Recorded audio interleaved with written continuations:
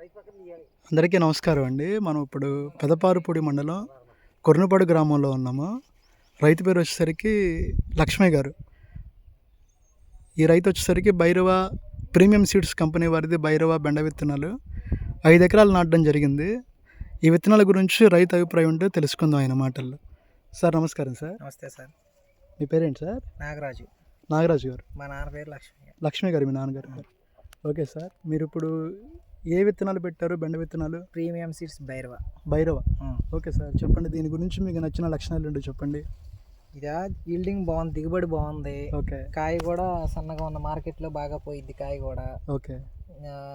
సంవత్సరం మొత్తం వేసుకోవచ్చు ఈ వెరైటీ. ఓకే. ముడత కానీ తెలుపు కానీ ఏమీ లేదు.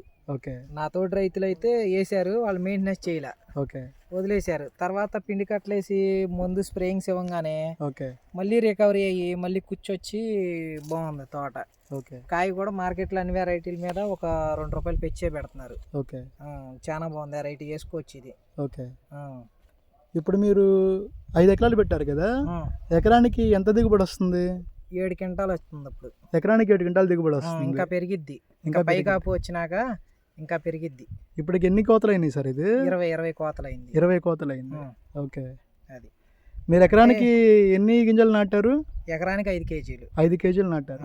5 కేజీలు నాటితే 7 క్వింటాలు దిగుబడి వస్తుంది. 7 క్వింటాలు ఇంకా పెరగచ్చు. ఓకే. అది ఇంకా చెప్పండి సార్, మీకు దీనిలో నచ్చిన లక్షణాలు ఇంకేమైనా ఉన్నాయా? కాయ బాగుంది, కికింగ్ ఇరగడం బాగా, పట్టుకోగానే ఇరిగిపోతున్నాయి కాయలు. ఓకే. బాగా సన్నగొస్తుంది, మార్కెట్లో స్పీడ్గా వెళ్తుంది. ఓకే. కుచ్చు కూడా బాగుంది, మంచి తోట గ్రోత్ కానీ అంతా బాగుంది తోట. వేసుకోవచ్చు ఇది అందరూ, ప్రతి ఒక్క రైతు. పిండి కట్టలు వేసుకొని ముందు కొట్టుకుంటా ఉంటే 3 నెలలు కోయొచ్చు కాయలు. Okay sir. దిగిన కాడి నుంచి. చూడండి, వీడియో చూపించి చేయనంత ఎలా ఉందో మీకే తెలిసిద్దిగా.